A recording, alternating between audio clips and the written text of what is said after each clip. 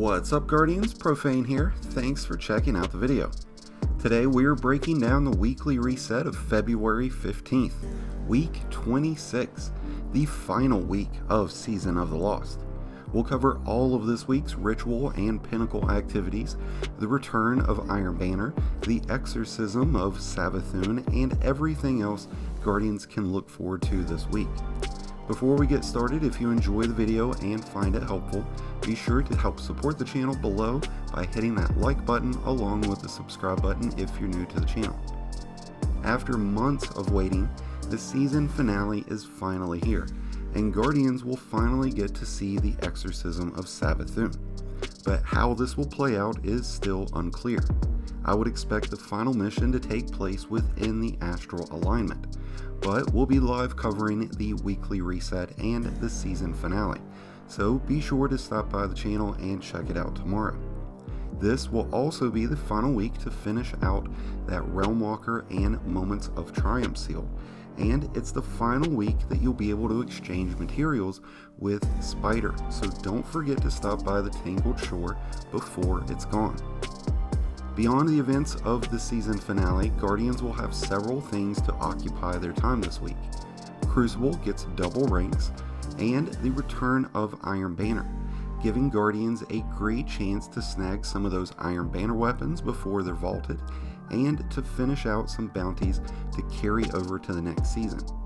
Now, just a quick note on that, if you do carry over any bounties, the rewards from those bounties will not yield you with new weapons from Season of the Risen, or will it give you any weapons that will yield a higher level than what you would currently get them at.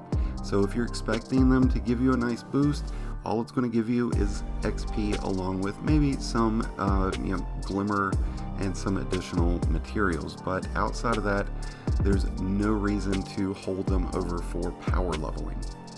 Now, the season couldn't finish on a better nightfall, as Lake of Shadows will be the featured nightfall this week, one of the best nightfalls to speedrun, and when it comes to Grandmaster, along with Ascendant Shards, Guardians can get adept rewards of the Hung Jury Scout Rifle and the Hothead Rocket Launcher.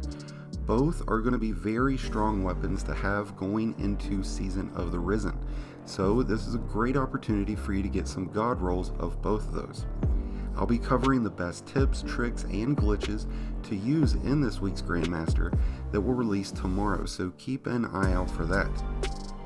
Now, along with all the fun in Nightfall and Iron Banner that Guardians will be having this week, you'll still be able to pick up a few more pinnacle rewards with the Vault of Glass Raid Challenge.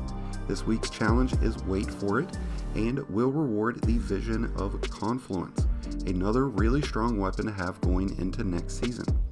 Additionally, this week's Empire Hunt is the Technocrat, and the Exo Challenge is Simulation Safeguard, both offering pinnacle rewards.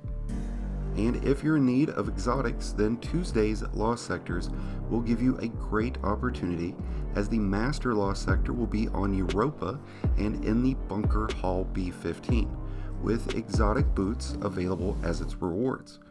And the Legendary Lost Sector will also be on Europa and the Perdition, with exotic gloves as its rewards. Dares of Eternity continues to shine as one of the best ways to farm out bounties and Paraversal Halls, and this week you'll be rewarded with weapons from the General Whirlpool along with armor from the Pacific Lost and the Braytech sets. Now, a quick PSA before we dive into this week's Eververse items. The newest Destiny Loot Crate is still available for a limited time through lootcrate.com. Guardians can still pick up the Raid Loot Crate if purchased before 9 p.m. Eastern on February 15th, so be sure to stop by before the chance goes away. And with that being said, let's take a look at what you can spend your Bright Dust on this week at Eververse. Starting off, you've got the Robot Dance Legendary emote. This one's going to be sold for 700 Bright Dust. You'll be able to pick up the Mud Caked Monstrosity Exotic Sparrow, and you can pick it up for 2,500 Bright Dust. The Obsidian Wings Exotic Ship will be sold for 2,000 Bright Dust, and you can pick up the Bungee Projection, which is going to be sold for 1,500 Bright Dust. You'll be able to pick up the new Spinning Juggle exotic emote, and this one's going to set you back 3,250 Bright Dust. You'll also be able to pick up the Too Cool Dance legendary emote. This one's going to be for 700 Bright Dust, while the Willy exotic Ghost Shell is going to be sold for 2,850 Bright Dust. You can also pick up the biggest exotic ship out there, the 1517 Flying Fortress, and that one's going to be for 2,000 Bright Dust. The Star Devil Racer exotic spare will be sold this week for 2,500 Bright Dust, along with the Helm of the Exile projection, which you can pick up for 1,600 Bright Dust. And last but not least, the Xenophage ornament called You Think You're Big Time. This one's going to be 1,250 Bright Dust. And there you have it, Guardians, everything that you can look forward to this week.